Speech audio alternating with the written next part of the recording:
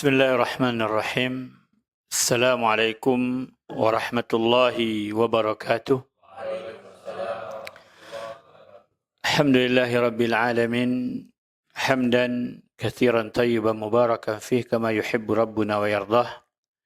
Nahmaduhu wa nasta'inuhu wa nastaghfiruhu wa nastahdih wa na'udzu billahi min shururi anfusina wa min sayyiati a'malina. Man yahdihillahu fala mudilla lahu wa man yudlil fala hadiya lahu.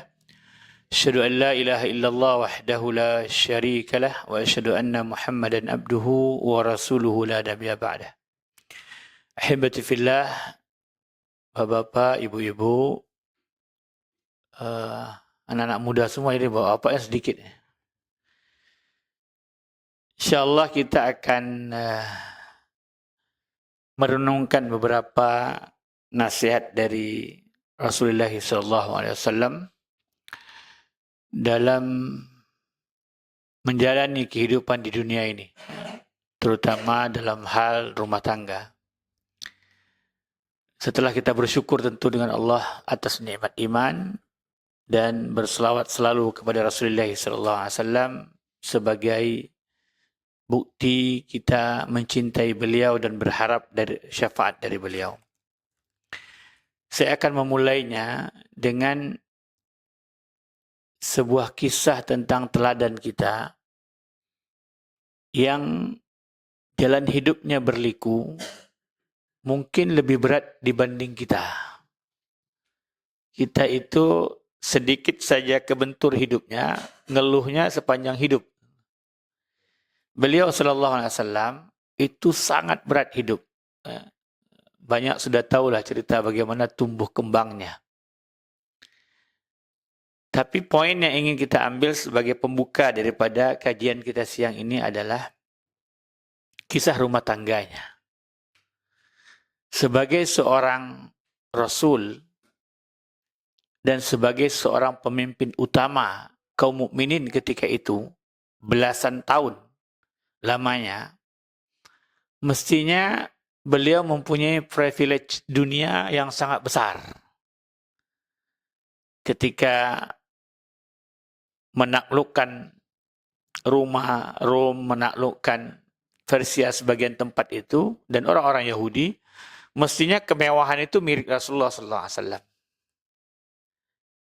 Tetapi bukan tidak dipunyainya. Jadi jangan pernah berpikir Rasulullah SAW orang miskin. Tidak. Kita belum pernah berkorban 100 ekor onta kan? Jangan 1 ekor onta. 1 ekor sapi aja belum pernah itu kan? Rasulullah SAW pernah berkorban 100 ekor unta punya dia sendiri. Ya, Rasulullah SAW punya uang sekaya itu. Unta itu mungkin sekarang harganya 27 jutaan lah. 30-an juta paling kecil. Kalau yang bagus-bagus ya tinggi-tinggi lagi. Nah, bayangin berapa itu uangnya. Begitu cara beliau hidup. Artinya kemewahan itu datang kepada beliau.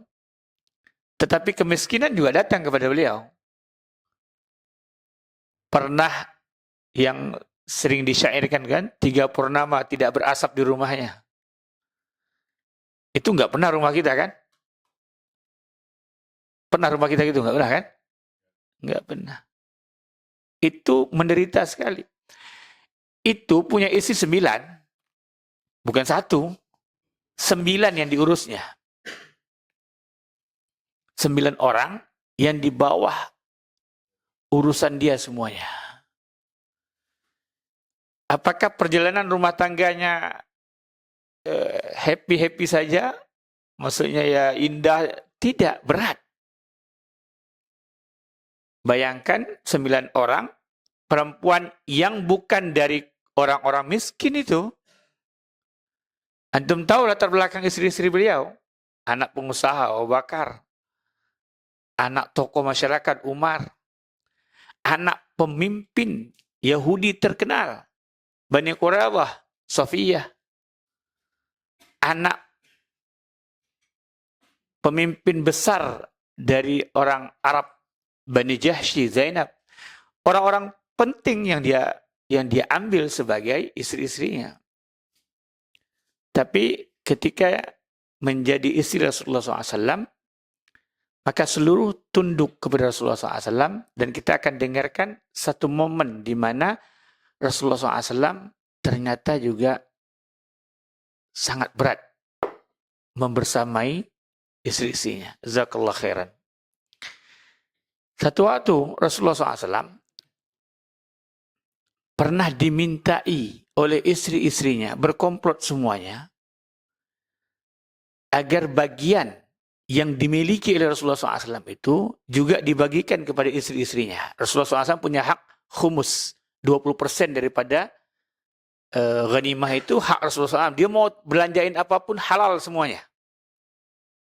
Tapi masalahnya Rasulullah SAW membelanjakannya selalu untuk orang lain dibanding keluarganya. Jadi minta Rasulullah SAW berdiam terhadap itu. Puncanya mereka bersepakat, perempuan-perempuan ini, 9 orang ini, ibunda kita, untuk menghajar Rasulullah SAW. Hajar dalam bahasa Arab itu artinya nggak teguran lah. Dibiarin Rasulullah SAW sendiri. Dari pagi sampai sore, nggak tegur. Nggak disapa. Semua sepakat nggak ngelayan Rasulullah SAW. Dan itu tentu membuat jiwa beliau, ketika itu usia beliau 50-an. Jiwa beliau agak terpukul. Makanya beliau, yang ingin kita belajar itu bagaimana Rasulullah SAW merespon masalah. Beliau berdiam. Alhamdulillah. Saya belum sampai kepada poin antum ngaji pakai AC, orang ngaji nggak pakai AC di sana di. Udah keburu AC nyala dia. Jadi Rasulullah SAW diam di keadaan itu. Kisah ini tidak diketahui begitu detailnya kecuali setelah Rasulullah SAW wafat, khilafah berpindah kepada Abu Bakar, kemudian kepada Umar. Kisahnya diriwayatkan oleh Imam Bukhari dan Muslim dan Ibnu Majah juga, yang meriwayatkannya dari Abdullah bin Abbas. Beliau mengatakan, saya pergi haji bersama Umar bin Khattab radhiyallahu anhu, kemudian pulang kami dari haji, saya berbarengan dengan beliau. Tapi beliau dahulu di depan jalannya, saya di belakang. Qadarullah di satu tempat beliau mampir untuk buang hajat. Akhirnya saya kedapatan beliau bertemu dengan rombongannya. Akhirnya karena beliau buang hajat, saya mendekat. Kemudian saya bawain air untuk dia bersih. Kemudian saya siapkan air untuk beliau berwudu. Ketika ini cerita pergantiannya, ketika beliau memberikan air, Abdullah bin Abbas memberikan air wudu kepada Amirul Mukminin, dia mengatakan, wahai Amirul Mukminin, saya punya pertanyaan yang sudah bertahun saya simpan, ingin saya tanyakan kepada engkau, tapi karena saya segan sama engkau, makanya saya nggak tanya. Maka Amirul Mukminin mengatakan, wahai anak saudaraku, kalau saya punya ilmu terhadap itu, tanyalah, saya akan jawab. Maka beliau mengatakan, Abdullah bin Abbas mengatakan, siapakah yang dimaksud oleh Allah dalam firman-Nya, in tatuba ilallah faqad sagat qulubukuma. Kalau kalian, dua orang kalian itu kembali bertobat kepada Allah, maka Allah Maha tahu bahwasanya hati kalian itu condong kepada kebaikan. Maka Umar bin Khattab mengatakan, itu adalah anakku, Hafsah dan Aisyah. Ayat itu bicara tentang kisah perempuan-perempuan yang menjadi istri Rasulullah SAW, kemudian menghajar, membuat tidak tegur sapa dengan Rasulullah SAW, karena cemberutlah, marahlah, keinginan dia tidak dipenuhi. Dan perhatikan bagaimana reaksi Rasulullah SAW, bukan memenuhi permintaannya. Sabar terhadap apa yang mereka perbuat, kemudian Allah kemudian yang memperlakukan, yang kemudian mereka bertobat setelah itu. Tapi kisahnya kita yang kan. Setelah itu Umar mengatakan, kejadian itu adalah tentang anakku Hafsah dan Aisyah radhiyallahu anha. Pas kejadian itu, dia ceritakan nih kepada Abdullah bin Abbas. Itulah subhanallahnya Amirul Mukminin, dia nggak sungkan untuk menceritakan itu kepada orang yang memang anak muda Mas ya. Abdullah bin Abbas ketika Umar jadi khalifah itu umurnya belasan tahun. Dia katakan, itu anakku. Di waktu kejadian itu, istriku itu ketika saya berbicara kepada dia menjawab dengan lantang, dengan suara menengking, kalau orang Melayu bilang apa itu, suara keras. Dan itu tidak terbiasaan orang Quraisy. Ya. Jadi kebiasaan orang Quraisy itu, perempuan mereka itu selalu tenang, diam, berhadapan dengan suaminya, patuh. Sedangkan kebiasaan orang Ansar, itu perempuan selalu jadi pilihan. Ya. Maksudnya, seperti kadang-kadang sebagian orang lah, mau milih sesuatu tanya istri, mau ini izin istri gitu kan. Nah, sebagian orang tuh penyakit orang modern begitu. Ya, karena Madinah lebih modern dibanding. Kebiasaan orang Madinah itu perempuan lebih mengatur laki-laki dibanding laki-lakinya. Maka Umar bin Khattab mengatakan, ini nggak pernah kejadian nih. Si istri saya menjawab seperti ini. Maka dia mengatakan, taraja nih. Ente jawab saya, itu bahasa kita ya. Kemudian perempuannya, istrinya, karena merasa dia khilaf. Itu hebatnya perempuan muslimah itu. Ketika dia salah, dia langsung mengkoreksi dirinya. Dia minta maaf terhadap kejadian itu. Umar mengatakan, tunggu, saya mau tahu kenapa alasannya. Enggak biasanya kamu menjawab seperti ini, biasa membantah, sebenarnya nggak biasanya ini. Ini bukan perempuan istriku yang kukenal, bahasa kita begitu ya. Dia katakan, ya begitulah keadaan saya sekarang. Enggak, pasti ada sesuatu ini. Karena bukan kebiasaan kau di istrinya orang Quraisy. Kebiasaan kalian untuk menjawab omongan laki-laki. Kalau ente nggak jawab, nggak jujur masuk bahasa kitanya itu, saya akan ceraikan kamu. Saya nggak mau begini. Terus istrinya bilang, wahai Amirul Mukminin, sebegitukah engkau kepada istrimu, padahal anakmu itu menghajar Rasulullah SAW. Menghajar, saya paham tadi ya. Membiarkan Rasulullah SAW nggak bertegur sapa dengan Rasulullah SAW seharian. Yang membuat Umar mengatakan, wah ini bahaya ini. Ini dia punya masalah sama istrinya. Urusan anaknya jauh lebih berat.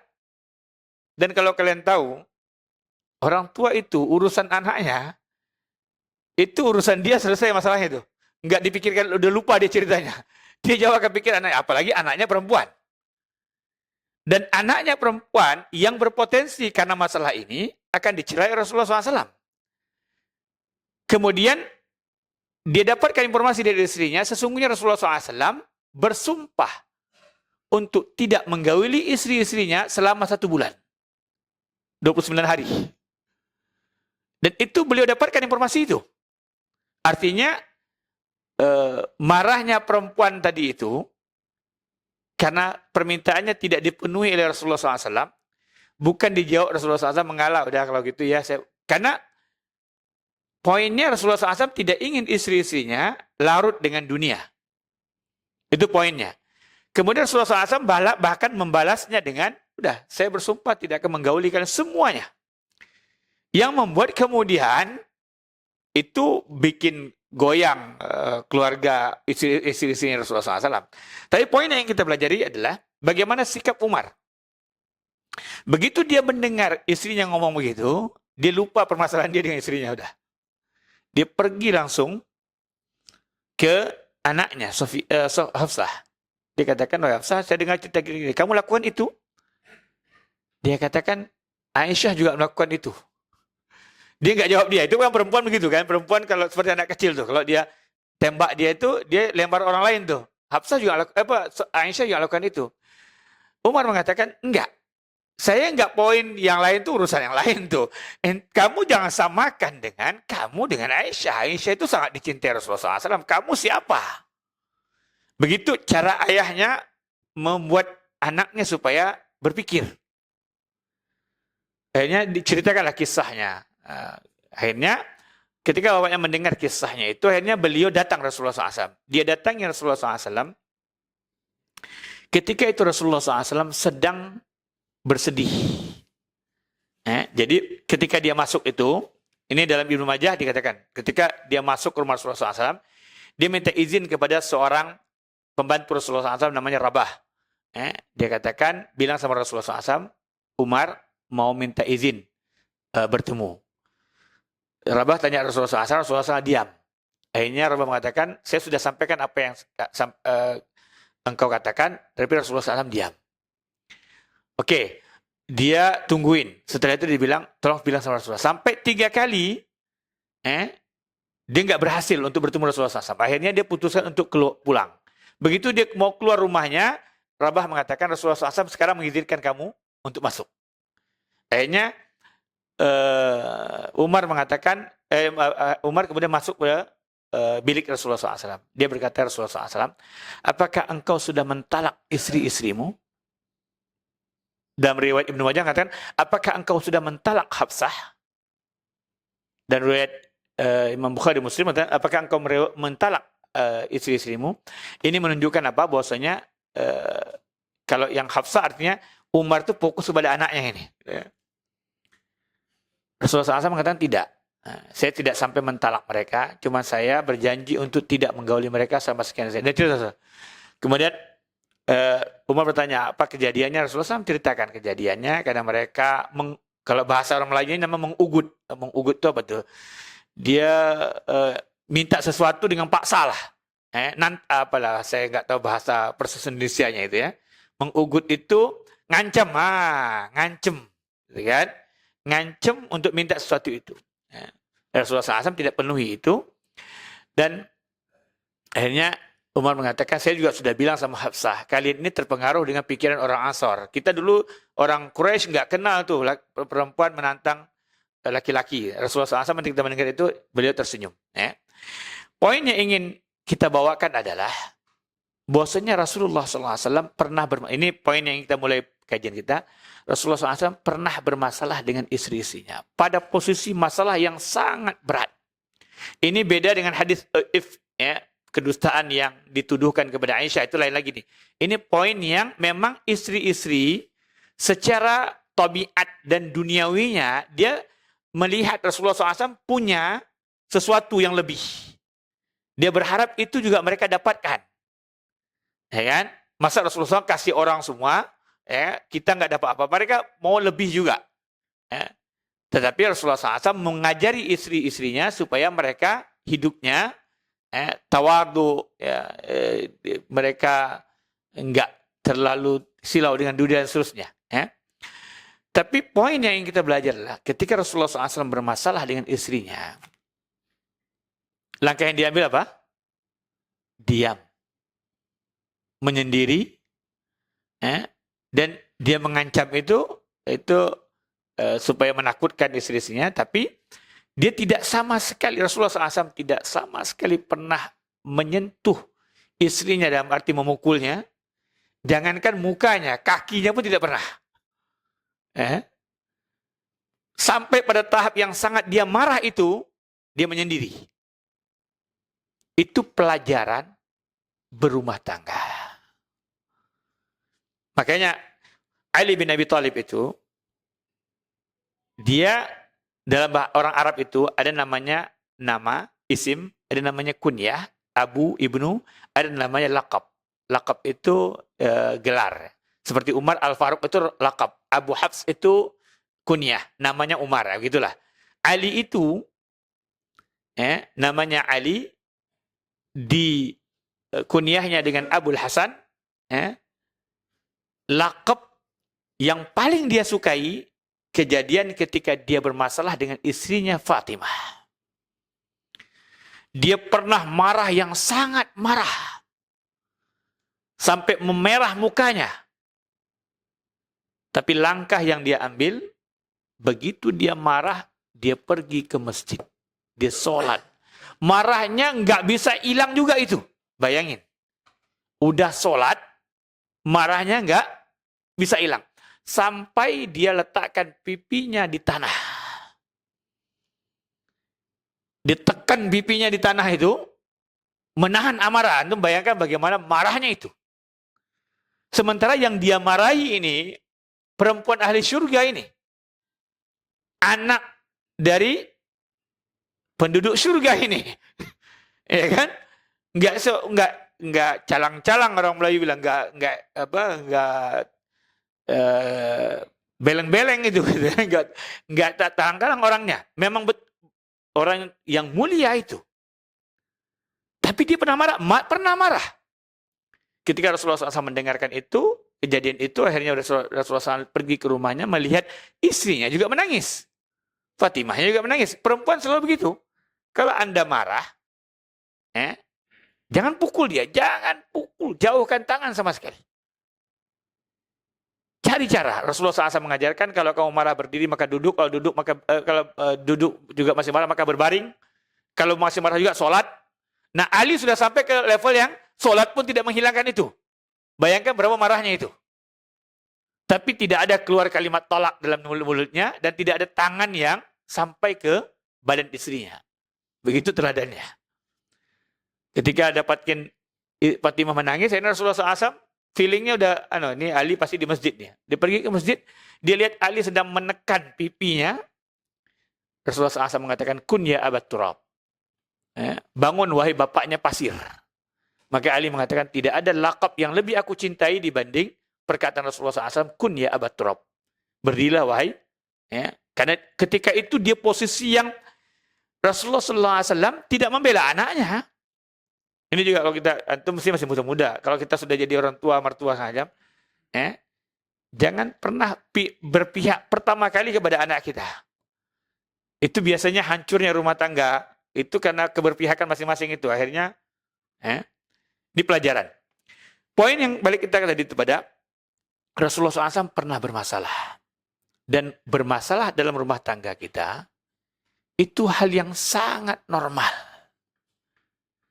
Pertemuan dua orang yang beda latar belakangnya, beda jenis kelaminnya, beda cara pendidikannya, beda bahkan sukunya, kadang-kadang lingkungan, itu butuh effort yang besar itu bagaimana untuk, makanya ketika antum bicara tentang apa kunci-kunci sukses di rumah tangga, di antaranya, kita akan sampaikan paling tidak ada 7 kunci, tapi di antaranya yang ingin saya masuk dalam poin ini dulu adalah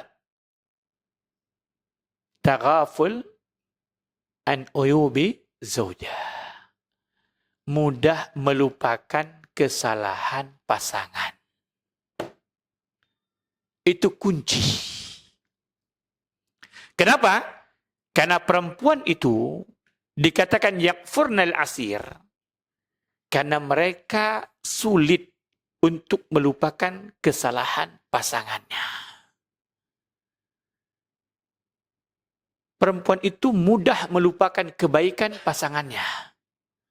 Tapi dia sulit melupakan kesalahan pasangannya. Itu tabiatnya. Dia harus diperbaiki, iya. Tapi itu tabiat bawaannya. Kalau gitu maklumi aja, enggak. Makanya Rasulullah SAW mengatakan, istausu bin nisa'i khaira.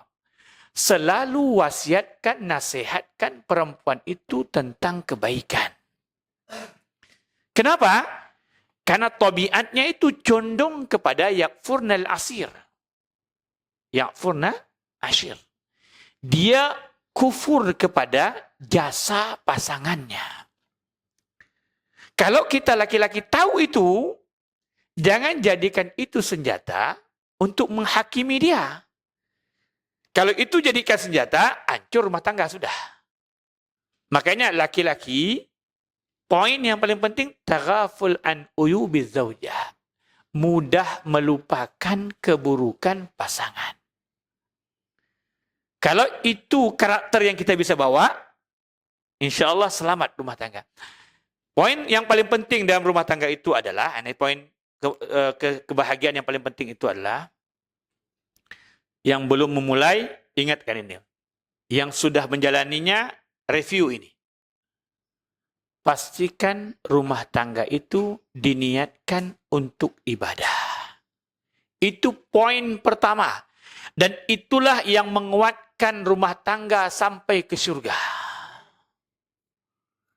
Antum kalau tidak pakai itu sebagai senjata, godaan syaitan itu akan datang setiap waktu, bukan setiap tahun, setiap waktu. Syaitan itu kan la'aqudannahum siratakal mustaqim. Dia lihat tuh peluangnya. Ente melenceng dikit aja, wah ini enggak benar istri ente itu. Istri ente itu bangkang. Istri itu tukang habisin uang aja. Istri itu enggak kerja di rumah, habisin uang ente yang capek-capek. Macam-macam cara dia, bagaimana kebersamaan kalian itu hancur. Maka poin pertama yang paling penting dalam rumah tangga itu adalah fazfar bizatid din taribat yadak. Pilih istri, pasangan itu yang baik agamanya, maka kokoh posisimu dalam berdiri di dunia ini. Itu makna yang paling baik untuk makna taribat yadak. Maksudnya Anda berdiri dalam taribat yadak itu kokoh ikatannya. Itu Anda akan tenang. Di antara ciri-ciri perempuan yang Rasulullah SAW mengatakan, kalau perempuan yang dipilih itu, kan Rasulullah SAW mengatakan, tungkal mar'ah li arba. Perempuan itu dinikahi karena empatnya. Karena cantiknya, enggak salah. Karena hartanya, enggak salah. Karena keturunannya, enggak salah. Karena agamanya, ini yang terbaik. Fadfar bizatiddin. Ada Abu Ala mengatakan bahwasanya satu waktu ada satu orang datang kepada dia, mengeluhkan, wahai imam, saya ini selalu diremehkan oleh istri saya. Selalu saya itu diremehkan. Mungkin dibanding-bandingkan dengan orang lain semacam. Maka imam mengatakan, saya mau tanya, kamu dulu memulai rumah tangga kamu itu karena ingin kemuliaan. Karena istri kamu keturunan yang mulia, kemudian kamu ambil dia. Dia katakan, ya benar. Yaitu, orang yang memilih perempuan, pasangannya itu, karena kemuliaan dunia, dia akan dihinakan dengan itu. Orang yang memilih pasangan karena kekayaannya, dia akan dibikin miskin. Tapi orang yang memilih pasangannya karena agamanya, dia akan dibikin tenang. Maka Allah katakan, wa min ayati an khalaqa lakum min azwaj litaskunu ilaiha. Allah ciptakan pasanganmu agar kamu menjadi tenang di sana. Poin yang paling penting dalam rumah tangga itu adalah ketenangan. Antum bapak atau juga ibu-ibu, kalau dapatkan pasangan yang dia merasa kalau pulang ke rumah itu dia bahagia, tenang, maka syukuri itu. Itu tujuan pernikahan. Tapi kalau sampai dia pulang ke rumahnya, tambah kemerungsung, tambah pusing, maka hati-hati. Dia nggak dapatkan rumah tangga yang diinginkan oleh syariat. Maka satu waktu pernah seorang sahabat datang ke Rasulullah SAW membawa anaknya yang baru lahir. Kemudian bilang kepada Rasulullah SAW, tolong doakan dia. Maka Rasulullah SAW mengatakan, mestinya ketika engkau memilih pasangannya, engkau datang. Maksudnya Rasulullah SAW ingin mengajarkan bermula dari mulai memilih pasangan, itu yang paling penting. Sebelum yang lainnya. Maka biar lambat asal sakinah daripada cepat tapi berantakan. Tapi juga jangan lama-lama yang membuat sudah takut nanti. Dan laki-laki itu kalau sudah menginjak kepala 3 itu banyak takutnya. Nikah kalau di bawah umur 25 itu kacamata kuda itu. Hayo aja itu. Dan perempuan lebih mudah menerima kekurangan kalau masih muda. Tapi kalau sudah kepala 3, hati-hati. Takut inilah, kurang inilah, nanti ginilah, macam-macam ceritanya. Yang membuat dia ragu.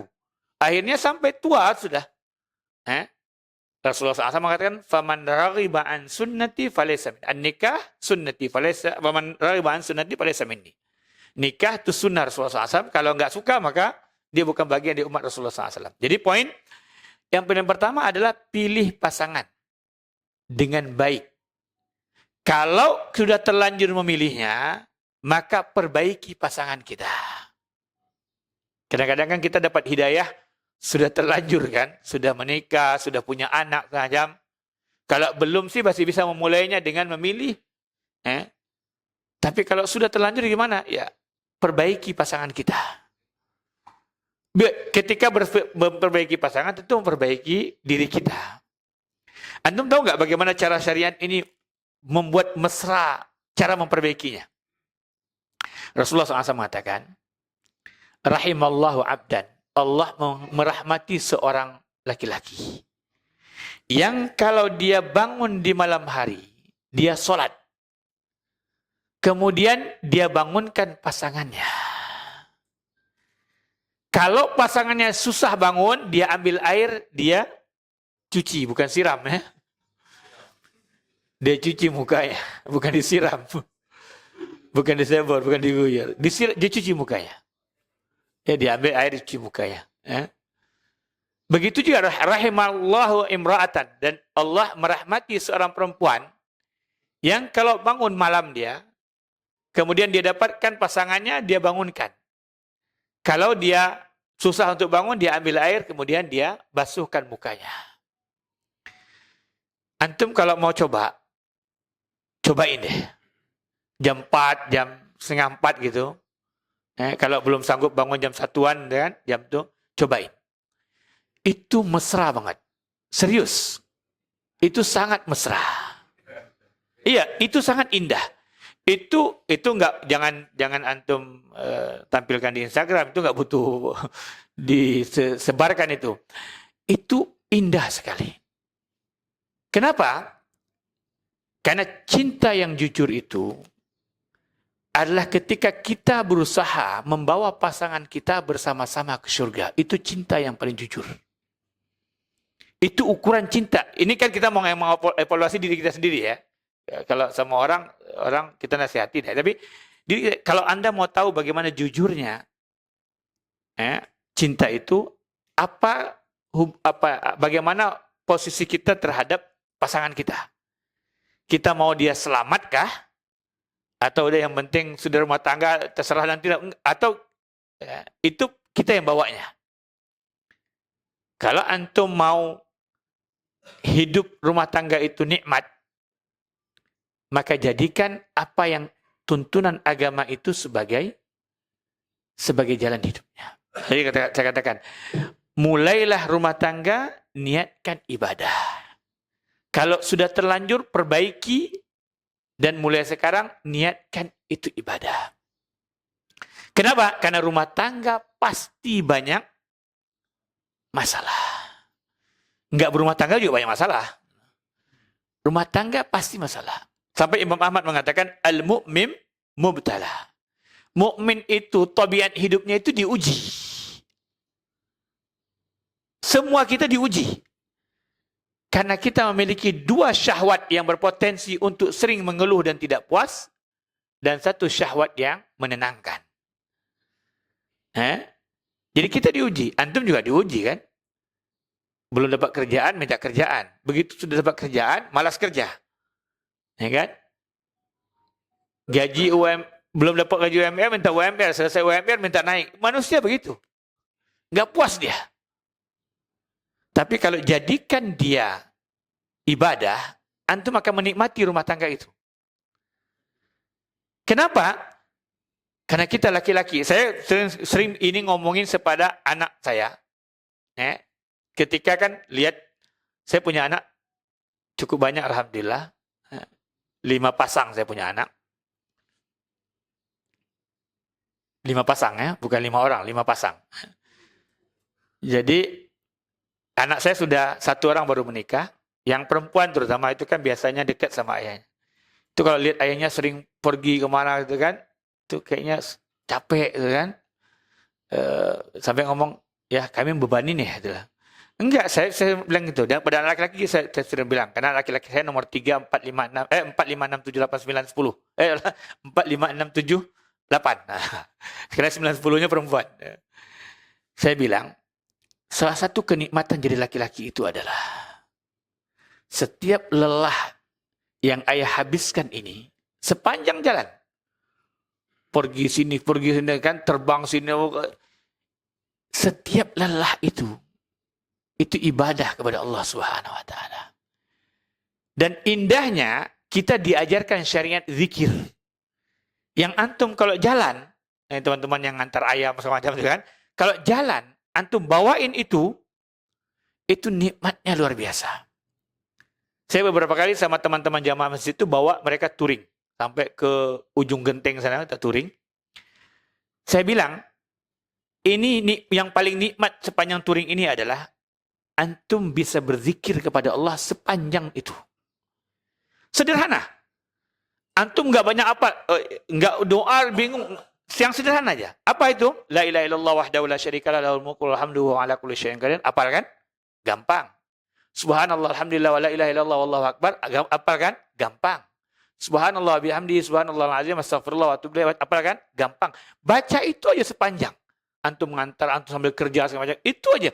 Itu nikmat. Letih antum itu berbayar dan isi waktu antum itu bernilai. Dan lelah yang antum habiskan itu sepanjang dari pergi sampai pulang lagi, kalau antum niatkan untuk mencari rezeki buat keluarga, itu semuanya pahala.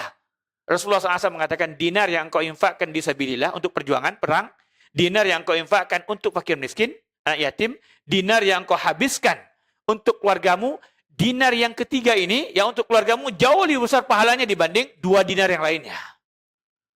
Jadi sebenarnya kita laki-laki jadi kepala rumah tangga itu asiknya, nikmatnya luar biasa. Makanya saya sering ingatkan kepada anak saya, ayah nggak pernah mengeluh terhadap beban kalian. Ini anak kuliah, sepondok. Bayangkanlah itu kan, anak saya yang paling kecil sudah TK, ya kan?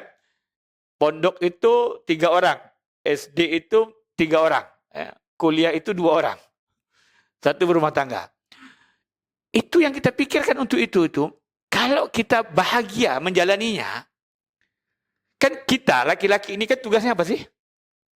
Mencarikan rezeki yang Allah titipkan untuk anak-anak kita, istri kita, melalui jalan kita.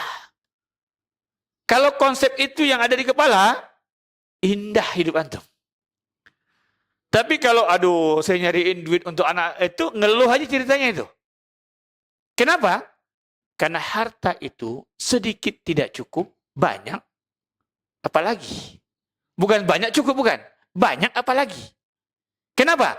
Karena semakin banyak yang antum terima, semakin banyak angan-angan yang datang kepada antum. Kita kalau lagi berduaan, saya sering bawa istri itu jalan pagi kadang-kadang, kan? Kadang-kadang motoran berdua kita. Gitu. Yang kita sering ceritakan itu adalah bagaimana posisi kita dalam kesyukuran kepada Allah tentang hari ini. Kami itu memulai rumah tangga, saya jadi cerita pribadi. Saya itu masih kuliah di Libya, semester 5, syariah. Istri baru lulus kuliah. Bayangkan bagaimana tidak jelasnya hidup. Nggak jelas tuh, nggak jelas nanti mau dapat apa itu. Mulai dengan apapun, tapi ya pede aja itu. Saya waktu nikahin istri, apa saya bilang? Nggak sampai 10 tahun ayah, abang, saya manggil abang akan bangunkan adik rumah. Kerja nggak ada, kuliah itu. PD-an tuh PD luar biasa gitu. Dan itu memang karakter anak Libya, PD-nya kelebihan itu loh. PD-nya luar biasa itu. Nggak sampai 10 tahun kita nikah, abang akan bangunkan rumah. Ya. Dan memang Allah jadikan itu. Tapi maksud saya, bagaimana kita menjalaninya itu dari nggak punya apa-apa. Sampai punya apa-apa dan bahkan 10 orang anak, bagaimana coba? Nggak bahagianya itu. Setiap anak saya alhamdulillah 4 orang sudah selesai Quran, hafaz Quran. Ya. 3-nya masih dalam proses itu. 3-nya lagu belajar. 4-nya alhamdulillah sudah selesai dan besok Senin ada yang ke Madinah mulazamah, saya kirim 3 bulan itu. Itu subhanallah. Kita merasa bahagia dan itu semua. Dia bukan cerita pribadi nih. Semua kita akan melakukan itu. Anak itu harta yang paling berharga. Bukan kebendaan ya. Maksudnya harta itu maksudnya kepemilikan yang paling berharga. Makanya Allah tidak pernah berwasiat kepada orang tua terhadap anak-anak mereka. Enggak ada. Yang Allah ucapkan apa? Yang Allah firmankan apa? Hati-hati, anak kamu itu fitnah. Wasiat enggak ada. Tapi kalau kecuali satu aja. Yusikumu fi auladikum lidzakari mithlul hadzal, supaya kamu adil dengan laki-laki dan perempuan, itu aja. Tapi anak paling tidak 5 tempat ayatnya itu bicara tentang wasiat, wasainal insana biwalidayhi. Wasiat anak agar tidak kufur kepada orang tua. Karena tabiatnya orang tua menyerahkan jiwanya untuk anak-anaknya, dan tabiatnya anak kufur terhadap orang tuanya. Maka kepada anak-anak dinasihati jangan kufur, dan kepada orang tua jangan berlebihan banget. Jangan semua yang dipinta anak diiyain semua. Kasarnya gitulah. Itu nasihatnya. Ini kunci kebahagiaan. Pertama, jadikan ibadah kepada Allah sebagai jalan hidup kita memulai rumah tangga. Yang kedua, kunci yang kedua yang mesti antum pahami bahasa, hendaklah bermuamalah dengan pasangan sebaik mungkin. Kita ini, karena syaitan menjadi musuh kita selalu, yang sering hadir bersama kita itu adalah laki-laki itu begitu bahagia kalau kumpul sama teman-temannya. Kumpul berduaan sama istrinya, rasanya kaku banget. Ngomongnya datar aja, pokoknya yang... Padahal orang yang paling berhak untuk mendapatkan perlakuan baik dalam muamalah itu adalah orang yang bersama kita. Antum bayangkan, dia serahkan seluruh jiwa raganya. Bukan karena dia, bukan. Karena syariat menyuruh itu. Syariat yang suruh begitu. Bapak paham nggak? Ketika Allah kata, Rasulullah SAW mengatakan, perempuan itu, kalau dia sholat 5 waktunya, dia kerjakan puasanya, dia kerjakan perintah Allah intinya itu, kemudian dia patuhi suaminya, suaminya rela kepada dia, surga sudah itu. Sederhana, tetapinya beratnya luar biasa. Kenapa? Perempuan harus membuang egonya ketika berhadapan dengan suaminya. Anda kira perempuan gak punya ego? Besar. Tapi dia mesti hilangkan itu demi mendapatkan redha suaminya. Dan orang tuanya nitipin ke kita untuk dijaga dengan baik-baik. Supaya nganterin anaknya itu nanti ketemu sama orang tuanya di surga. Kan itu sebenarnya kan. Ketika kita nikah, apalagi kalau umpamanya orang tua mertua jauh. Nanti punya mertua umpamanya Kalimantan. Bawa kerja di sini. Kebayang kan pulang kampung berapa sih? Setahun sekali juga udah alhamdulillah itu. Mungkin 2 tahun, 3 tahun. Anak yang dia lahirkan, dia besarkan, dia sekolahkan, dia titipkan kepada orang asing. Kalau tidak ada kehidupan akhirat, nggak ada bapak-bapak yang akan mau menyerahkan anaknya itu. Ngapain dia serahkan kepada laki-laki yang nggak jelas? Bahaya itu. Makanya saya waktu menikahkan anak saya pertama kemarin itu, yang saya pertama kali saya panggil laki-lakinya. Pelajari, ajak diskusi, panjang sudah cerita selesai sama saya, baru saya kenalkan kepada anak saya. Kenapa? Karena ini mau nitipkan akhiratnya kepada laki-laki. Bukan sembarangan itu. Dititipkan kehidupan. Kalau dunia itu, selama berusaha, rezeki akan datang itu. Tapi akhirat itu, antum harus desain itu. Nggak bisa, pokoknya jalanin aja. Enggak. Akhirat itu harus didesain. Kenapa? Karena dunia antum nggak punya musuh kecuali orang yang hasad. Tapi akhirat antum punya orang yang hasad, orang yang ribahin antum, setan, syahwat, semua berkumpul supaya kita gagal. Tapi dunia Paling orang nggak suka kita banyak harta, ya itu aja paling nggak suka. Yang lainnya senang gitu. Ya, teman ngopi siapa sih nggak senang, gitu kan?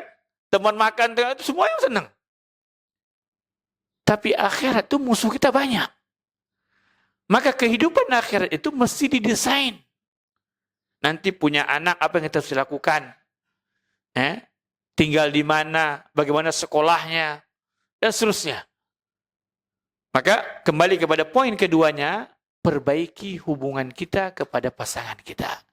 Pasangan kita adalah orang yang paling berhak mendapatkan kebaikan kita. Kalau kita punya orang yang ngomongnya santun, istri kita lebih berhak menerima itu dibanding teman kita. Kita orang yang pecanda, istri kita lebih berhak mendapatkan candaan kita dibanding orang lain. Itu poinnya. Kalau itu yang antum sadari, indah rumah tangga. Indah banget. Dan biasakan. Ini nasihat orang yang sudah berumah tangga puluhan tahun ya. Biasakan. Kalau ada masalah, selesaikan di dalam kamar. Jangan keluar kamar, kecuali sudah selesai masalahnya. Karena masalah suami istri jauh lebih mudah diselesaikan ketika yang menyelesaikannya berdua. Tambah orang lain yang membantu menyelesaikannya, tambah sulit. Apalagi yang bantu menyelesaikannya, itu ada setan bersamanya, ada hasad bersamanya, dan seterusnya. Makin berantakan. Maka nasihat saya kepada perempuan-perempuan, kalau Anda bermasalah dengan pasangan, jangan curhat kepada siapapun. Saya nasihati anak ya begitu. Kalau punya masalah, jangan ngomong ke ayah dulu. Jangan ngomong kepada bunda dulu. Ngomong kepada pasangannya. Masalahnya sama pasangan. Ya, kalau Anda bisa mengungkapkan masalah itu, selesai. Kan banyak masalah kita itu kan adalah di salah komunikasi kan. Salah komunikasi, salah persepsi, yang membuat kemudian itu tidak terungkapkan. Akhirnya syaitan mencucuk dengan jarumnya, akhirnya sudah. Jadi poin kedua, perbaiki hubungan muamalah kita dengan pasangan kita. Maka insya Allah itu rumah tangga akan nikmat itu. Yang ketiga, hendaklah kita belajar tentang hak dan kewajiban masing-masing. Dan kaidah dalam kehidupan, bukan yang rumah tangga, dalam kehidupan. Dahulukan kewajiban, baru tuntut haknya. Hikmah kenapa Allah rahasiakan surga, nikmatnya, dan Allah tunda balasan bagi orang mukmin. Itu karena apa? Karena senikmat-nikmatnya balasan itu adalah ketika diakhirkan. Dan kebiasaan dalam hak dan kewajiban itu adalah dahulukan kewajiban, baru ambil hak. Maka bagi laki-laki, pelajari kewajiban Anda terhadap pasangan, terhadap anak, terhadap mertua, dan seterusnya. Pahami kewajiban dulu. Saya mesti nafkahi istri saya. Saya mesti berikan tempat tinggal bagi istri saya. Saya mesti berikan makanan kepada istri saya. Kemudian saya harus berkata lembut sama istri saya. Saya harus perintahkan dia hal yang wajib dan seterusnya. Jangan dibiarkan terserah dia, Ustaz, udah pandai. Enggak, jangan. Anda punya kullukum ra'in wa kullukum mas'ulun an ra'iyah. Di antaranya, setiap laki-laki itu diminta pertanggungjawaban terhadap istri dan anak-anaknya. Memang bisa kita jawab yang pada Allah nanti, ya Allah, dia udah pandai, udah sekolah tinggi, biar aja dia. Enggak. Kita laki-laki punya kewajiban, maka pelajari hak dan kewajiban, dahulukan kewajiban, baru minta hak kita. Kan kita juga begitu kan? Kerjakan sholat 5 waktu, nanti akan. Makanya ketika ada yang Umar bin Khattab itu pernah masuk dan melihat rumah Rasulullah SAW. Akhirnya jatuh air matanya dengan Rasulullah SAW. Ini Persia, Rum, itu luar biasa sudah.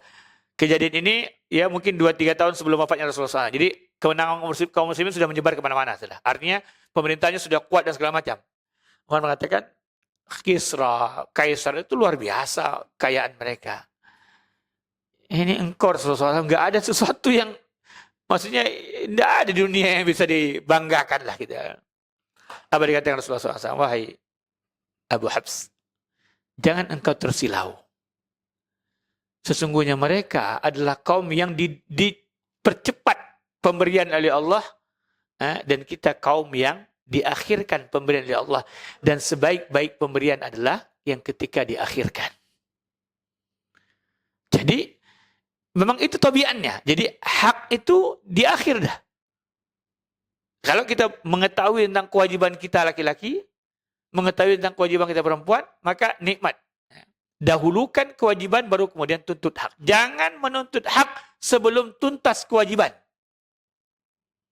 Jangan tuntut hak sebelum tuntas kewajiban. Kerja kan gitu juga. Ya kan? Antum nggak dibayar dulu baru kerja kan? Kerja dulu, dinilai oleh ownernya, bagus, bayar. Khianat ente, potong gaji. Itu ceritanya kan? Nggak ada ceritanya. Dan itu kaidah dalam semua kehidupan. Owner kan juga begitu. Investasi dulu, nggak coba-coba dia taruh uang dapat duit, enggak. Taruh dulu, bertarung dulu 2-3 bulan, baru kemungkinan baru dapat duit sedikit. Itu kehidupan. Dahulukan kewajiban, baru kemudian tuntut hak kita. Jangan dibalik. Kalau dibalik, berantakan pasti rumah tangga. Laki pokoknya kamu, perempuan pokoknya ya udah nggak selesai. Rumah tangga berantakan sudah itu. Yang terakhir karena waktu, hendaklah bersama pasangan kita saling membantu membangun rumah tangga itu. Rumah tangga itu, kenapa Allah jadikan berpasangan? Karena dia tidak akan sanggup dibangun sendirian. Jadi kalau yang jomblo, bismillah. Jangan merasa udah nggak apa saya jomblo aja sampai tua, nggak akan sempurna hidup antum. Nggak akan sempurna.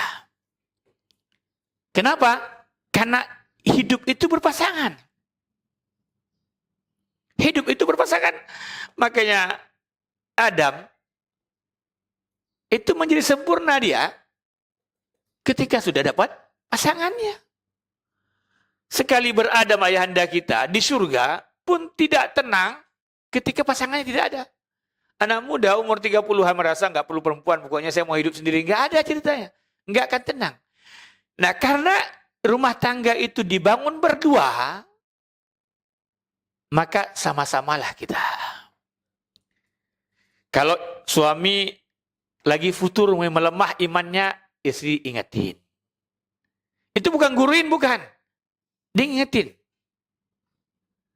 Jangankan sekelas kita, orang-orang masyayikh itu, ada anekdot yang menarik. Di Mesir itu diceritakan. Seorang syekh. Dia orang terkenal, dikenal oleh orang. Ceramahnya Masya Allah, ilmunya Masya Allah. Tapi di rumah, selalu kadang-kadang istrinya kurang menghargai dia. Akhirnya dia bilang, ikut deh kajian. Biar tahu bagaimana saya di hadapan orang, bahasa kitanya. Akhirnya ikut istrinya kajian. Wah, saya kajian selesai. Sorenya bilang, gimana? Udah lihat kajian tadi kan? Ya. Gimana pendapat kamu? Saya heran kok orang bisa dengar pendapat ngomongan ente diam semua. Paham nggak maksudnya? Ini kok saya nggak bisa tenang dengar ente ngomong, orang diam semua gitu kan? Maksudnya memang orang yang paling mudah untuk kufur itu yang pasangan kita. Tapi itulah ujian kita emang. Disitulah nikmatnya bagaimana. Kan gini, hidup itu kenapa tidak sempurna? Karena kan nikmat usaha itu adalah ketika mendaki kan. Antum kalau pernah mendaki, itu nikmatnya mendaki, nikmatnya perjalanan itu di mana? Ketika berangkat. Pulang capek. Udah merasa sudah selesai yang diinginkan. Saya juga kalau nasihat, kalau kita touring itu biasanya selalu ada kajian sore, kajian pagi. Gitu ya. Itu kalau kajian saya bilang, ente nikmatnya mana? Ketika kita menggapai sampai. Begitu pulang, kalau bisa semua di pick up semua dah kita naik mobil gitu kan. Karena tadi itu, ketika kita sedang naik, membangun, itu indah. Kalau sudah sempurna, tidak ada setelah kesempurnaan kecuali kekurangan. Ketika mau mendaki, enggak terpikirkan kurang-kurang itu. Tambah sulam aja, oke deh, gitu kan. Asal jadi ini. Itu kenapa? Surga itu di akhir. Supaya kita ini pacu terus saja.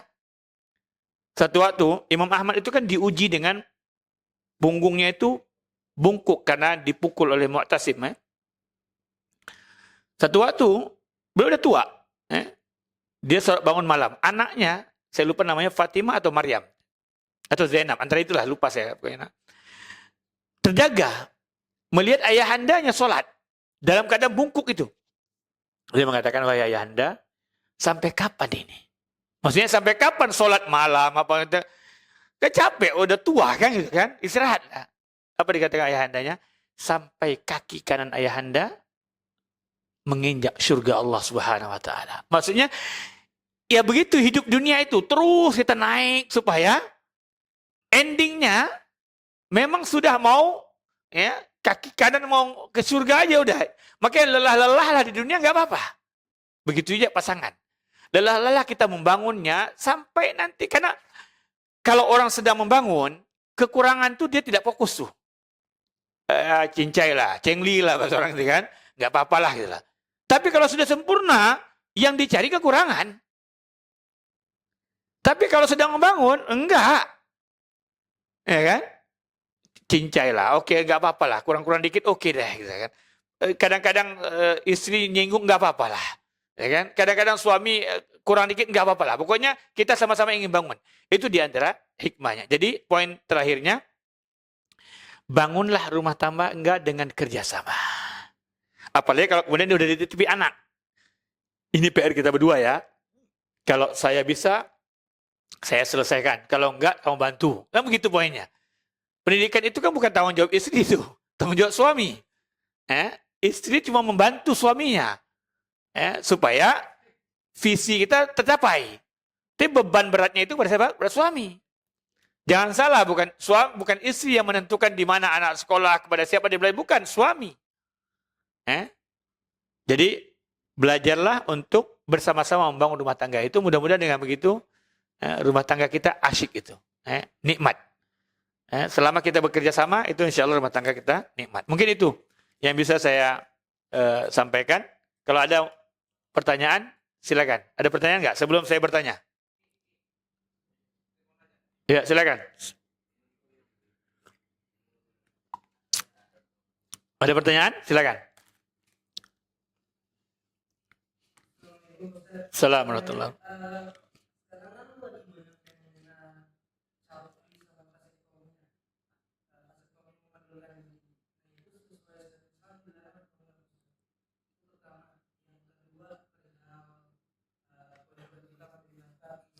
Apa? Yang kedua? Oke. Ya.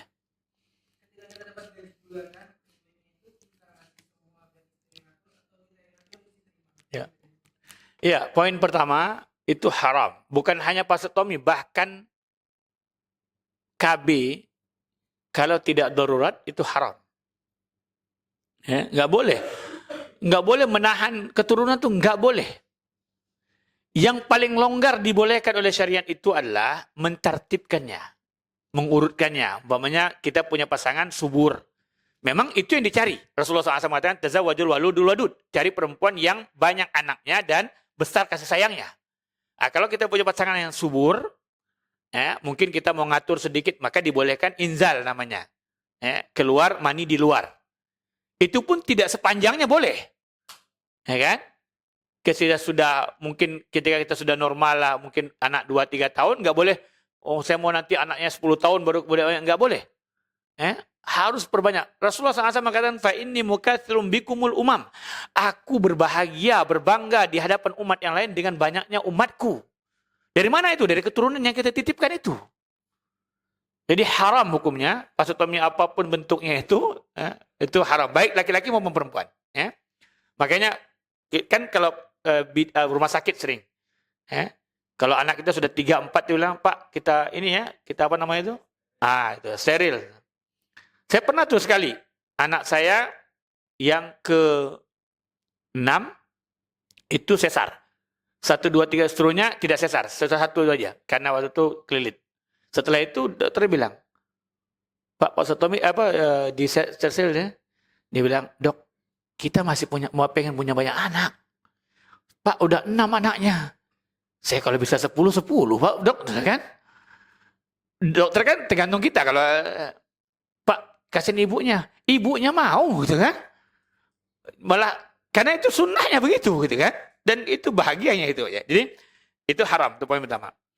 Kedua, nafkah. Saya ingin nasihati laki-laki. Karena saya punya usaha tambang. Dulu saya terkenal itu kalau tambang itu gaji dikasih istri, uang uang lembur dipakai laki-laki ya. Saya ingin nasihati gini. Rumah tangga itu yang ngaturnya laki-laki, bukan perempuan. Yang ngatur rumah tangga itu laki-laki, bukan perempuan.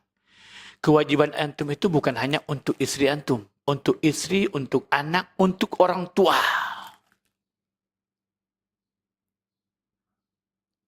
Dan pahamkan betul. Memberi tidak mengurangi. Kepada yang kita diwajibkan untuk memberi tidak akan mengurangi. Selama antum memberi terhadap yang antum Allah wajibkan pada antum, tidak akan mengurangi. Jadi laki-laki antum pegang, ATM antum pegang, istri dikasih berapa jatahnya. Tapi jangan pelit sama istri. Punya gaji 5 juta. Jangan istri kasih 1 juta, 4 juta kita belanjain, ngerokok segala macam. Berantakan rumah tangga kita. Berapa kebutuhan dia? Ya kan? Kalau kita baru bisa penuhi kebutuhan. Lebih dikit rezeki, tambahin dia. Tapi bukan dia yang ngatur. Yang setiap mau berangkat minta uang bensin itu. Enggak. Izzah. Rasulullah SAW berfirman apa? Ar-rijalu qawwamuna 'alan nisa bima faddalallahu ba'dukum ba'da wa bima anfaqu. 2 cuma yang antum punya. Laki-laki lebih baik dibanding perempuan, atau laki-laki memimpin perempuan, dan dua-duanya Allah berikan kemuliaan. Kenapa? Karena beban yang diberikan kepada laki-laki lebih banyak, tanggung jawab lebih banyak, urusan lebih banyak. Kita ini, dan anak keturunan kita, semakin tua zaman ini, semakin besar bebannya. Saya tadi malam baru jemput anak saya yang mau ke Madinah itu, saya bilang, Ahmad harus banyak lebih banyak belajar. Kenapa? Mungkin saja Ahmad nanti akan menanggung, kalau ayah mungkin nanggung 10 orang perempuan di tangan saya. Kan? Dia mungkin akan nanggung 20 orang nanti. Istrinya, anaknya, neneknya, kakek, mertuanya, itu semua tanggung jawab dia. Dan akhir zaman, kita akan menanggung, 1 orang laki-laki menanggung 50 perempuan. Bukan istrinya 50, bukan. Yang menunjukkan banyaknya laki-laki meninggal lebih dahulu, perempuan di bawah tanggungan laki-laki. Kalau uang diserahkan ke istri, antum bagaimana mengurusin yang lainnya? Istri akan ngeluh, nggak cukup Ustaz. Makanya diskusikan. Berapa yang dibutuhkan, berapa yang diharapkan lebih. Umpamanya gaji istri, suami 5 juta. Kebutuhan rumah tangga 3 juta.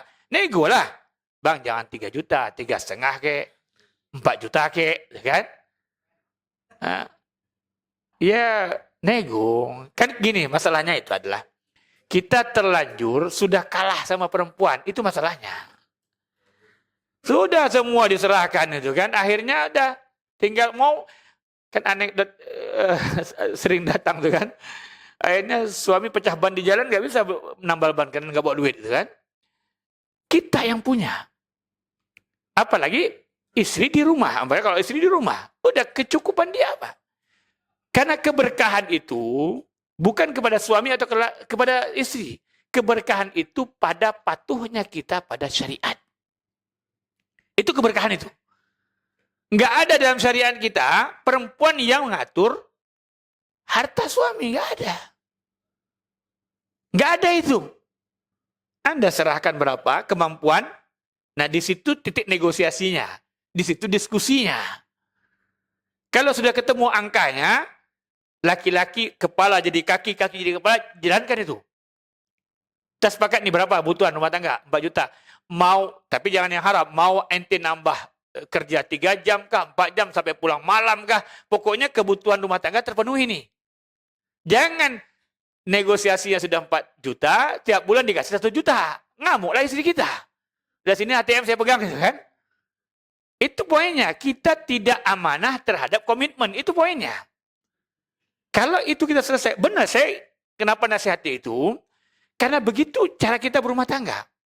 Ketika size income kita besar, bahagiakan istri. Jangan kemudian segitu-gitu juga dia dapatkan. Begitu sedang hidup itu memang begitu kan, roda berputar dia. Berkurang, diskusikan. Yang wajib yang mana? Wajib dulu ya. Nanti lebih, saya akan usahakan lebih, ya doa lah segala macam. Tapi yang lebih akan datang kemudian. Tapi yang wajib itu kewajiban saya. Mau pala jadi kaki, kaki jadi kepala itu tugas saya lah itu. Itu saya yang punya kewajiban. Tapi tadi itu, kenapa kadang kita itu Allah tahan rezekinya? Karena kita tidak amanah dengan kewajiban kita. Dikasih lebih sama Allah, lupain istrinya. Begitu udah seret baru bilang, Dek, nggak cukup duitnya. Gitu. Kemarin waktu banyak gimana?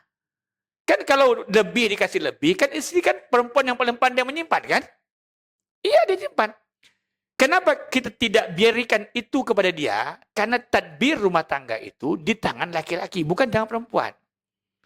Kalau sudah semuanya diberikan, leher diberikan itu namanya.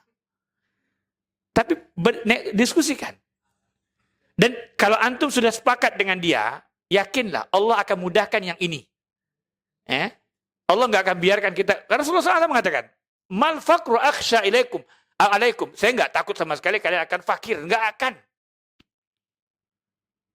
Nggak, saya khawatirkan itu. Antum perhatikanlah, orang yang fakir, sangat fakir ya, kalau miskin biasa. Fakir itu biasanya salah dalam menjalankan kehidupannya. Makanya kan kalau ada orang yang fakir betul-betul, koreksi pertamanya itu apa? Imannya bagaimana? Kita bukan menghakimi orang bahwasanya dia orang yang imam. Bukan. Ini kan kita juga begitu. Ketika Allah kasih jatuh kita, koreksi iman kita. Bagaimana ketaatan kita kepada Allah Subhanahu wa taala? Pasti ada masalah. Kalau tidak bermasalah, enggak mungkin. Pasti Allah cukupkan. Oh, Allah berjanji kan, wa may yattaqillaha yaj'al lahu makhraja wa yarzuqhu min haitsu la yahtasib. Itu udah pasti itu. Cuma kita enggak mau terima kan? Enggak, saya sudah rajin sholatnya. Ya kan? Saya pernah pengalaman pribadi ini. Ada satu orang dulu ahli maksiat. Saya enggak kenal, abang saya yang kenal. Waktu itu kita silaturahim, dia sakit. Ahli maksiat. Nggak ada maksiat kecuali dia udah kerjakan. Mabuk, udah judi, udah perempuan, udah pokoknya apa maksiat. Kemudian Allah takdirkan, alhamdulillah dia bertobat. Tobat dia, 3-4 tahun dia tobat, kena stroke. Lagi asik-asiknya dia sering ke masjid, itu kena stroke. Itu ketika kita datang, dia ngeluh, marah, segala macam. Kenapa dulu ketika saya bejat, nggak dihukum begini. Ketika saya sudah tobat, kok saya dihukum? Kita katakan, Bang, ini cara Allah sayang. Kalau Allah tidak sayang, mungkin abang berubah, kemudian balik lagi. Namanya maksiat itu lezat kok. Ente, mau pernah rokok. Jangan dekat-dekat orang rokok. Dia pernah rokok, tobat dia rokok. Jangan dekat-dekat sama orang rokok. Nggak usah coba pep aja. Nggak, jangan dekat-dekat. Jatuh lagi nanti. Karena maksiat itu mudah kembali. Ketika Allah hukum kita, dalam tanda kutip, atau Allah uji kita, itu mestinya kita terima bahagia. Andaikan tidak, mungkin saya nggak kasih konsisten ini. Dan ketika kita stroke nggak bisa ke masjid, antum tahu baiknya Allah. Antum dicatat sebagai orang yang sholat di masjid. Karena kebiasaan antum sholat di masjid. Kurang apa lagi baik? Nggak pergi ke masjid, dicatat orang sholat masjid. Cuma itu tadi kita susah menerima, takdir Allah itu susah sekali. Maunya apa yang kata kita bukan apa yang kata Allah. Kan? Itu ya baik lagi. Jadi nasihat saya, sudah berumah tangga kan? Ya. Perbaiki kalau umumnya seperti itu, dan bicarakan sama istri. Istri itu biasanya dia takut kebutuhan dia tidak terpenuhi, apalagi dia tahu suaminya tidak baik. Nah, itu bikin takut dia. Jadi komitmen, sebenarnya selama kita amanah, selesai. Nggak ada perempuan yang, saya rasa lah ya, wallah alam, tapi perempuan yang seniat-niatnya untuk menguasai laki-laki itu jarang. Biasanya karena dia nggak percaya, atau pernah kita khianat dengan dia, itu tinggal komitmennya kita bangun lagi. Ya kan? Biasanya nggak ada, perempuan tuh juga pengen suaminya tuh gagah, punya izah, nggak mau kayak loyo pokoknya, mah minta uang dong. Itu nggak perempuan banget tuh loh. Nggak laki-laki banget tuh loh. Kita kan pernah mungkin, segi kehabisan uang, minjam uang sama istri, itu rasanya kayak gimana gitu loh kan. Nggak kita banget deh. Karena kita biasa memberi. Kalau itu kan, antum tahu kan, antangan di atas lebih baik daripada tangan di, nggak enak banget. Yakin deh yang pernah jalani itu pasti nggak enak. Tiap mau berangkat minta uang. 100.000, 50.000, aduh. Nggak laki-laki banget deh itu. Ya? Diperbaiki itu kalau, dan perempuan gak usah tersinggung. Memang begitulah tatanan rumah tangga kita. Kalau selama laki-lakinya amanah, tenang aja antum. Nggak akan masalah itu. Ada lagi pertanyaan? Assalamualaikum. Yang pertama terkait mengenai fenomena yang terjadi setelah ini ya. Jadi mungkin pada saat membangun rumah tangga ya, atau suami istri di awal sudah saling mengenal gitu kan, sudah saling sepakat, saling dari waktu dari lain. Nah, yang jadi tantangannya kan pengaruh dari sosial media gitu kan. Jadi secara sosial media itu mempengaruhi daya hidup atau kata si pasangannya. Betul. Nah itu bahkan banyak terjadi gara-gara hal tersebut berujung pada perceraian. Jadi yang ingin saya tanyakan satu mengenai bagaimana kan kondisi tersebut karena kita kalau betul. jadi banyak orang tuh tujuannya betul. handphone gitu kan, dan itu terjadi juga. Itu yang pertama. Yang kedua ini agak keluar dari tema. Saya pengen tanya mengenai hukum, hukum misalkan orang sudah bercerai gitu kan. Kalau saya itu kan pada saat dia bercerai dan dia memutuskan keluar dulu itu harus menikah dulu. Itu kan kalau saya. Bagaimana kondisi kalau dia tuh nggak seperti itu, dia mereka bercerai terus kemudian mereka terus kembali ke keadaannya pernikahan tersebut. Itu sebenarnya hukumnya seperti apa?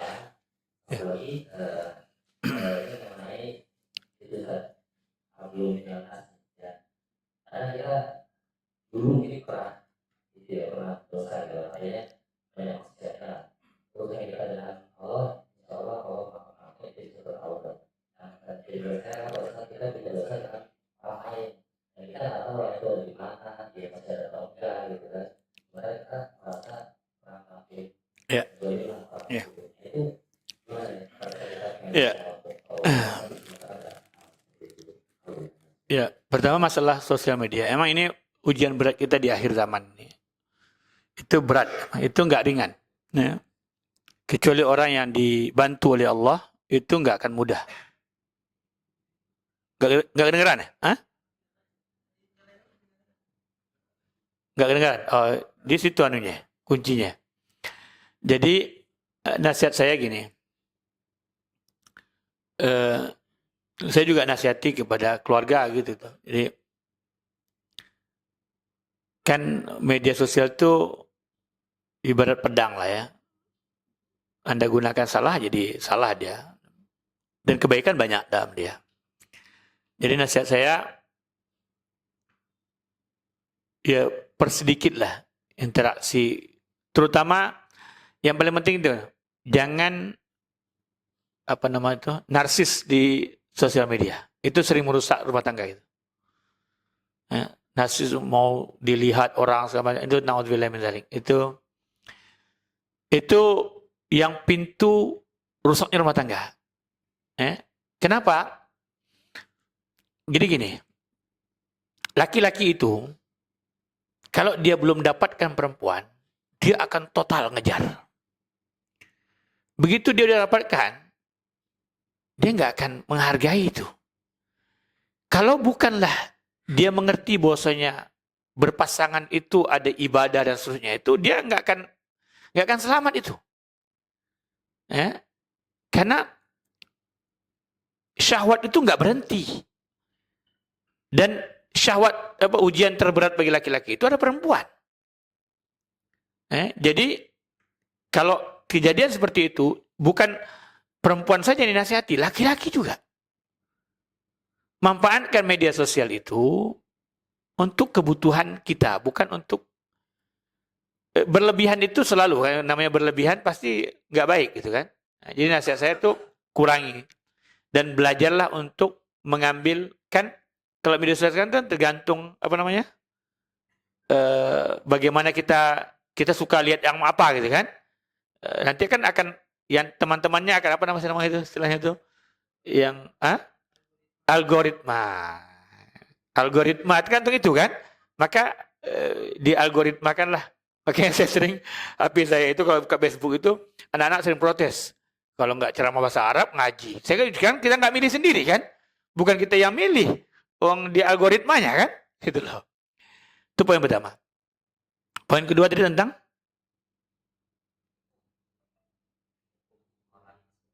cerai. Ketiga apa? Nggak, pertanyaan kedua, ketiga apa?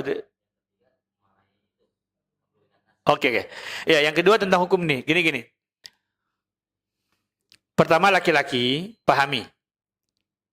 Talak cerai itu milik laki-laki. Bukan milik perempuan. Dititipin itu ke laki-laki karena laki-laki yang paling pandai mengendalikan.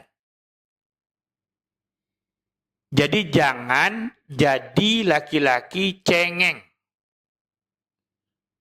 Yang apa-apa ngancam, nanti aku cerai kamu. Nanti itu cerai itu kalimat yang ditutup di bawah, diletakkan di bawah pantat paling ujung.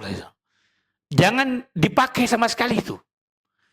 Nggak ada efektif sama sekali ente ngancam istri untuk cerai, itu nggak ada.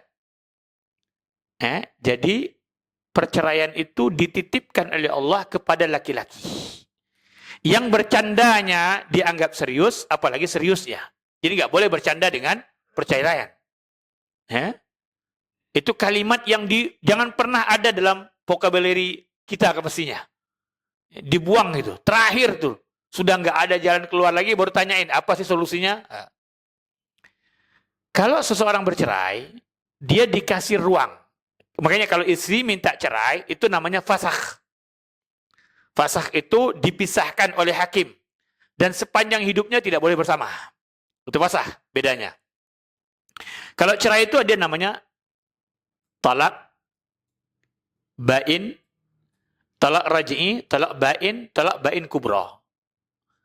Ini nama perceraian itu. Talak raj'i itu si fulan dia menceraikan istrinya. Setelah itu mau sehari, 2 hari, sebulan, selama masa iddahnya itu maka dia boleh tanpa harus ngomong. Dan ngomong juga boleh. Kita rujuk yuk. Saya mau rujuk deh sama kamu. Atau bercanda, bergaul suami istri. Sudah cukup itu. Itu namanya rujuk. Tanpa harus mengulang dengan saya nikahkan kamu itu. Itu raj'i namanya. Talak 1. Si fulan bilang, saya talak sama kamu ya. Marah. Oh, saya ceraikan kamu. Kemudian nanti malam berhubungan lagi dia. Itu dibolehkan, namanya talak raj'i. Tapi dihitung 1 talak. Makanya talak itu bukan yang bisa dihapus, bukan. Sekali Anda ucapkan sepanjang hidup itu dicatat. Itu bukan dosa. Itu catatan yang tidak akan boleh dihilangin itu. Makanya jangan mudah-mudah menggunakan kalimat itu. Tapi kalau dia ucapkan itu, maka dia boleh raj'i, rujuk. Kenapa? Karena istri selama ditalak itu, dia tidak boleh keluar dari rumah. Harus di rumah. Yang bisa pisah tempat tidur saja. Kalau mereka sudah mengucapkan kalimat talak ini. Enggak boleh, kamu pergi ke rumah orang tua kamu. Enggak. Di sini. Wajib dinafkahi, wajib diberi makan, wajib. Kecuali berhubungan saja. Kalau Anda belum rujuk. Kalau sudah rujuk, atau mau minta berhubungan semacam, sudah selesai. Tapi dihitung Anda pernah mentalak dia 1. Marah lagi, talak kedua. Oke? Ada masa raj'inya. 3 bulanan. Ya? Nanti kita bahas fikih sendiri tuh, salah satu khuluknya itu. Jadi lebih kurang 3 bulanan. Ya. Kalau dalam waktu itu Anda balik lagi, itu gak ada masalah sama sekali. Dan makanya saya katakan ini, jangan selesaikan masalah di luar. Selesaikan di rumah, di kamar aja, berdua doang. Makanya sebelum menikah, pahami poin ini. Kalau sudah 2 kali, hati-hati. Yang ketiga ini dinamakan dengan ba'in kubra. Anda sudah ucapkan yang ketiga, na'udzubillah min dzalik. Setelah itu, mau bagaimanapun nggak bisa balik lagi. Kecuali istri sudah menikah dengan orang lain, normal hidupnya, kemudian bercerai normal lagi, baru boleh. Dan nggak boleh ambil orang suruh nikahin, udah ceraiin, nggak boleh. Itu namanya tolak ba'in kubra. Ada yang namanya tolak ba'in. Dia asalnya tolak raj'i, tapi dia ba'in. Umpamanya gini, Anda seorang mentolak istrinya. Sampai masa iddahnya, 3 bulan tuh wajib tanggung jawab dia. Nafkahi semua tuh tanggung jawab dia. Nggak mau juga dirujuk. Tapi dikasih makan, dikasih tempat tinggal, segala macam. Setelah habis masa 3 bulan, maka mereka punya pilihan. Laki-laki kalau mau minta nikah lagi, dia harus izin lagi sama walinya. Nikah ulang. Tapi dia boleh balik. Perempuan kalau dia mau menerima, terima. Kalau nggak menerima, dia boleh tidak menerima. Beda dengan yang raj'i tadi, dia tidak boleh menolak. Tapi kalau sudah selesai masa iddahnya, dia boleh menolak atau menerima. Paham ya? Nah, itu poin yang kalau yang sudah 3, itu sudah kubro. Artinya tidak ada ruang lagi kembali sama sekali, kecuali kalau sudah menikah dengan normal dan segala macam. Maka hati-hati dengan itu. Yang ketiga, tentang hablum minan nas. Gini, masalah terberat kita itu memang masalah dengan manusia. Itu masalah terberat kita. Tapi yakinlah, orang yang bertobat itu, Allah Maha tahu tentang kita. Selama kita jujur dengan Allah, andaikan kita tidak bertemu dengan orang itu, Allah akan tahu bagaimana cara menyelesaikan itu. Sebisa mungkin kita meminta maaf kepada dia, kita minta maaf. Tapi kalau nggak bisa juga, Allah Maha tahu tentang itu. Bahkan para ulama mengatakan, kalau Anda menghibah seseorang, ngomongin orang di luar, dia nggak tahu. Terus Anda mau minta maaf. Bagaimana baiknya? Apakah Anda istighfar saja mohon maaf dan semoga Allah mengampuni? Atau Anda bilang sama dia? Para ulama mengatakan, sebaiknya jangan bilang sama dia. Yang tadinya dia nggak tahu, jadi tahu akhirnya. Kemudian akhirnya punya masalah di hati, ghil. Jadi, begitu hubungan dengan manusia. Dan itu memang susah, berat. Ya, kan problem terberat kita adalah hubungan dengan manusia. Makanya nasihat banyak dari Allah itu setelah masalah syirikan adalah masalah hubungan dengan manusia. Jadi mungkin itu nasihat saya. Cukup mungkin ya, jam 3? Ini enggak tahu, mau ada pertanyaan? Bagi yang pertanyaan ya? Ya. Ini banyak, mau gede nih. Pertanyaannya, pertama, sebutkan 3 aja nama istri Rasulullah SAW. Saya sudah sebutkan tadi itu. 3 aja. Silakan.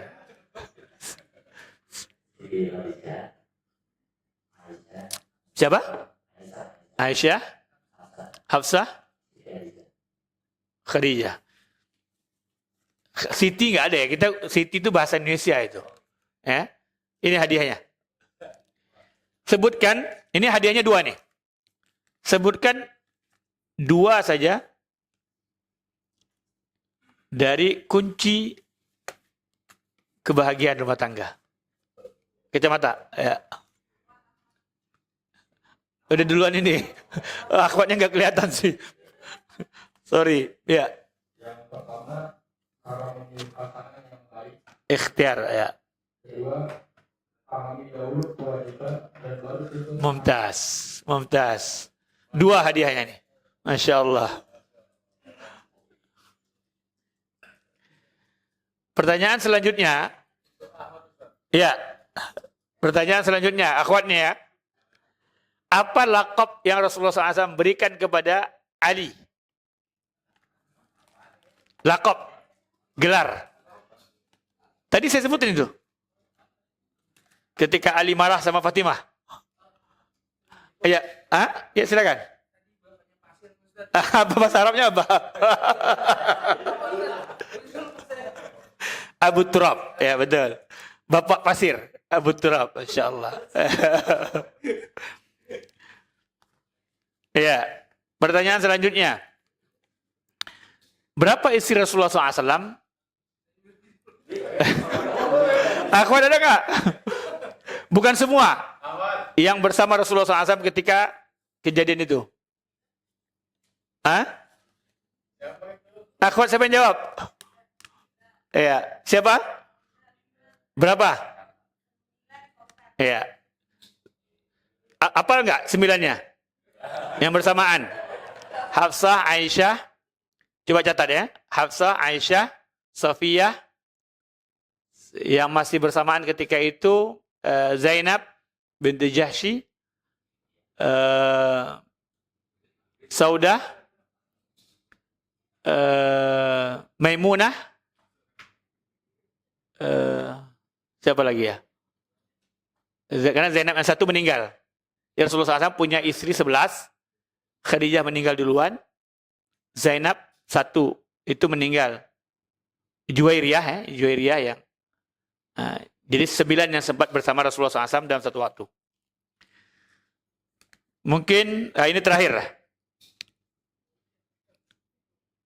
Saya ingin